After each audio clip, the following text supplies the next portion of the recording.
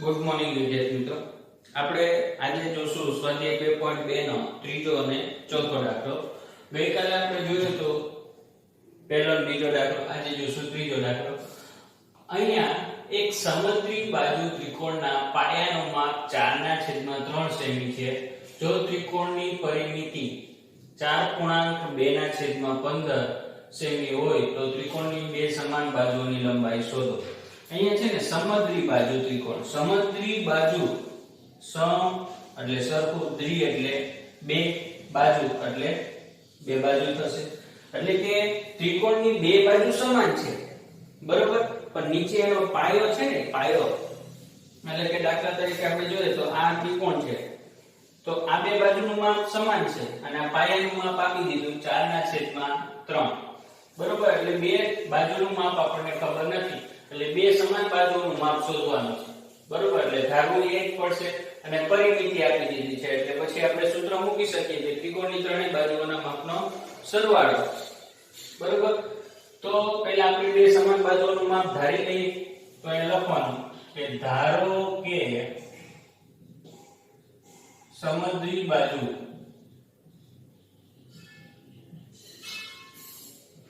ત્રિકોણની સમાન બાજુની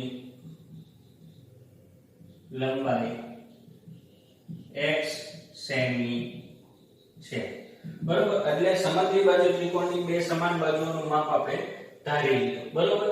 હવે અહીંયા આપણને એવું કીધું છે કે એની ત્રિકોણના પાયાનું માપ આપી દીધું છે, બરોબર. માટે લખવાનું સમદ્રી બાજુ ત્રિકોણના પાયાનું માપ કેટલું છે તો 4/3 છે, બરોબર.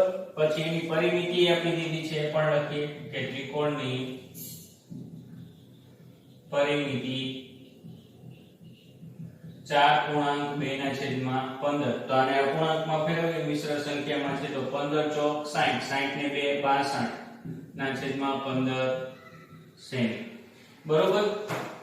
આ ખ્યાલ આવ્યો ને, 15 ચોક 60, 60 ને +2 અંશમાં હોય એનો સરવાળો કરવાનો, બરોબર. હવે ત્રિકોણની બે બાજુઓની લંબાઈ શોધો. હવે અહીંયા પરિમિતિ છે, બે બાજુનું માપ ધારી લીધું, પાયાનું માપ આટલું છે, તો ત્રિકોણની પરિમિતિનું સૂત્ર મૂકી શકાય, બરોબર. ત્રિકોણની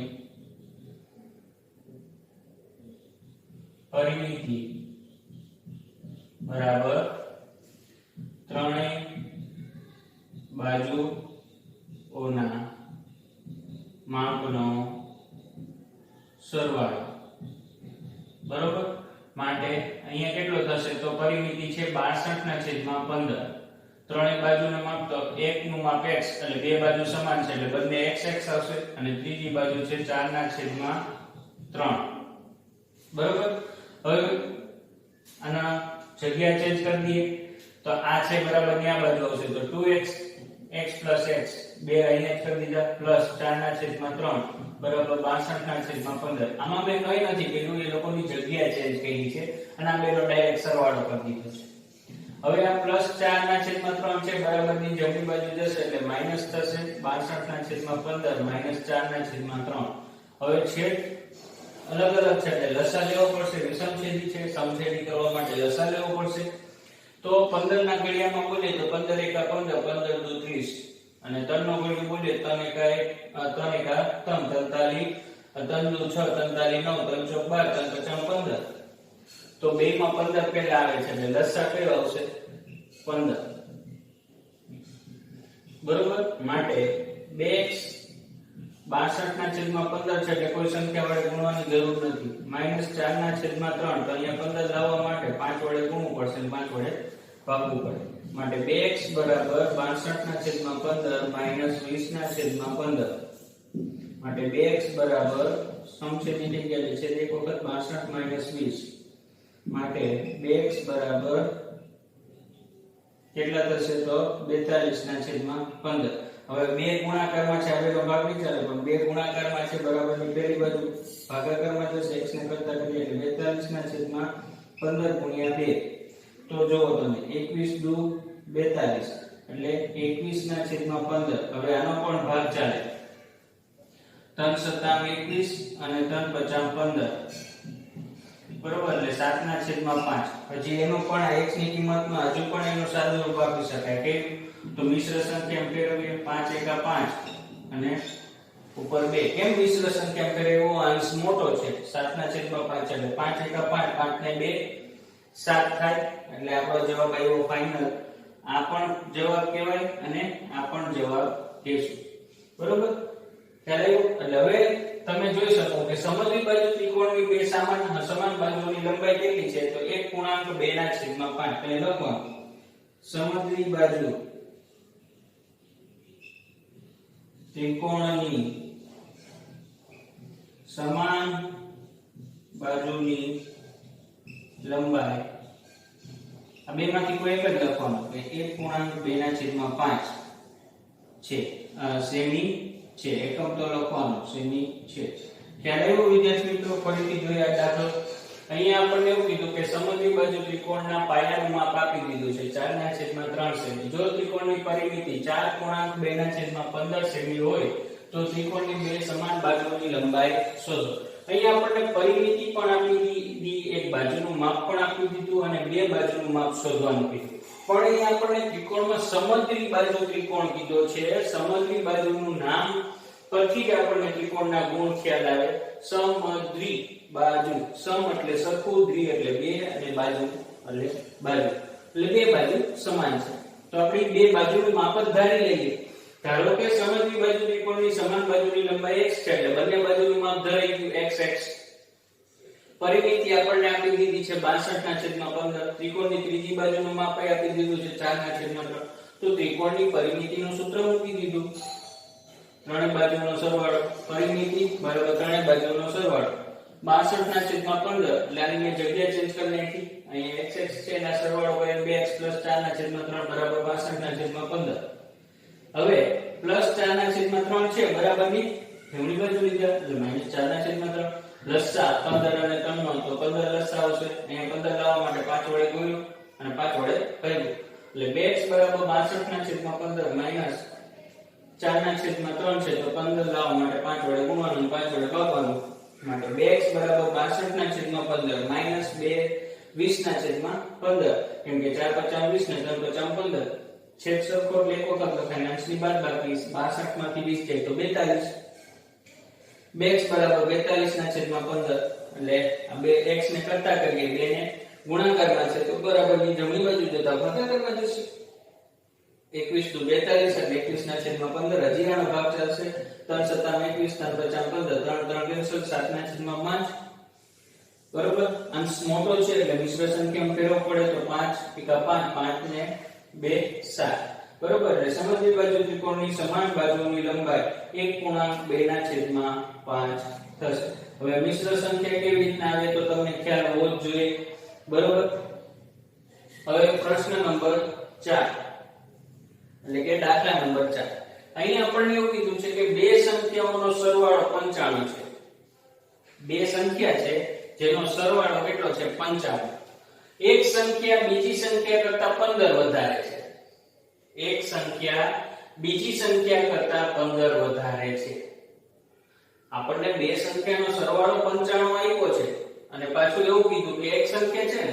તે બીજી સંખ્યા કરતા 15 વધારે છે હોય તો તે બે સંખ્યા તો તે સંખ્યાઓ શોધો એટલે આપણે હવે કઈ સંખ્યા ધારવાની અહીંયા આપણને એવું કીધું એક સંખ્યા છે તે બીજી સંખ્યા કરતા 15 વધારે છે તો બીજી સંખ્યા તમને ખબર છે તો એક સંખ્યા એટલે કે પહેલી સંખ્યા એ 15 વધારે થાય નથી ખબર એટલે આપણે ધારવાની કઈ બીજી સંખ્યા તો એ લખવાનું કે ધારો કે બીજી સંખ્યા x છે બરોબર હવે પહેલી સંખ્યા બીજી સંખ્યા કરતા